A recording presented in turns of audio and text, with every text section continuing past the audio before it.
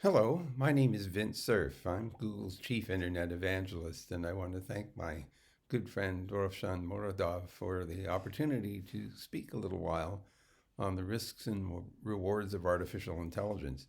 I'm sure all of you are well aware that that term was hatched somewhere back in the 1960s with a good deal of excitement, thinking that computers of the day would be sufficiently programmable that they could take actions which we normally would associate with human intelligence. And in fact, in those early days, there was a lot of optimism, which very, very quickly evaporated as we discovered how hard it was to get computers to do things that you and I would consider to be intelligent. Of course, as time went on, as we get 30 years later into the 1990s, we're starting to see some pretty serious results. We're starting to see successful chess playing programs, for example, where grandmasters are beaten by a computer. And then, of course, the most dramatic of those events showed up just a few years ago when the DeepMind group, which is part of the Alphabet companies, demonstrated what they called AlphaGo, which is a program that plays the Go game on a 19 by 19 board, which successfully defeated an international grandmaster 4 games out of 5. And that was really quite stunning because the state space of the Go game is substantially larger than the state space for a chess game.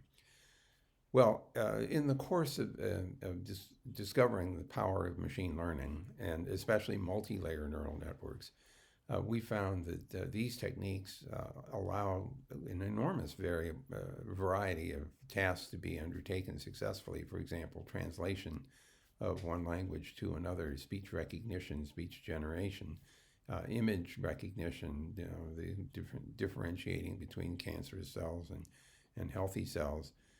Self-driving cars, to some extent anyway, analyzing the visual scene and identifying other moving vehicles or things you don't want to run into, seeing where the traffic signals are. I mean, the variety of things that we can do today successfully with machine learning tools is pretty astonishing, and it's only going to get more dramatic, I think, as time goes on. However, we've also learned that these tools are extraordinarily brittle in the sense that they don't always work the way we hope they have been trained to do. And in fact, we're learning that depending on what kind of training sets we use in order to exercise and adapt the probabilistic model of the neural networks, that training data may have built-in biases that we didn't know about or didn't notice or didn't even imagine.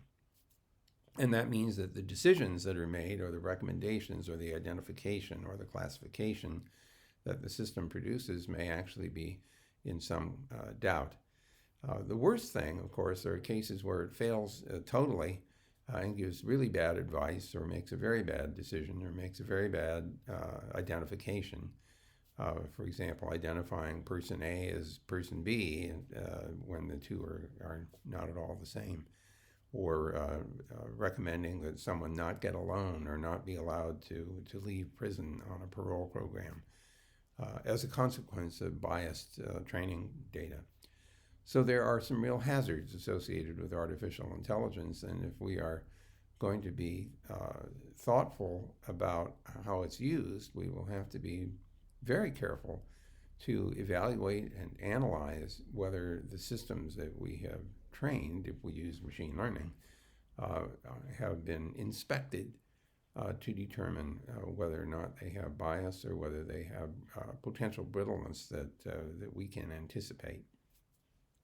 This also suggests that we should be very careful about what kinds of decision making we allow these programs to undertake.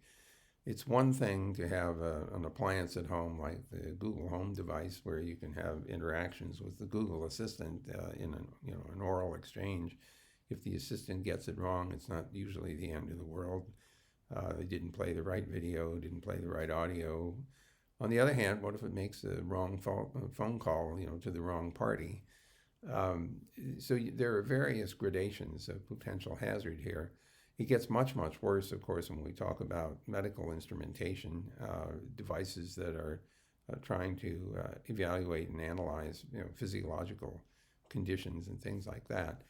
So we should be very thoughtful about where the humans fit into this loop, and to think very hard about and monitor the outputs and outcomes of the use of these kinds of tools, or the application of these kinds of tools, so that we can be sensitive to their potential failures. And I think that's an ethical issue which needs to be addressed. So you hear a lot about ethical AI, and I think some of the motivation for that arises from some of the use cases where you could imagine some fairly bad outcomes if the system doesn't work as intended. So all of that together suggests to me that while we're in the middle of this extremely enriched exploration of application of machine learning and artificial intelligence, we should keep in mind that safety and security and privacy and reliability are all very important properties that we would like these systems to exhibit. And that means, if we're ethical programmers, that we'll take that into account as we develop these tools further.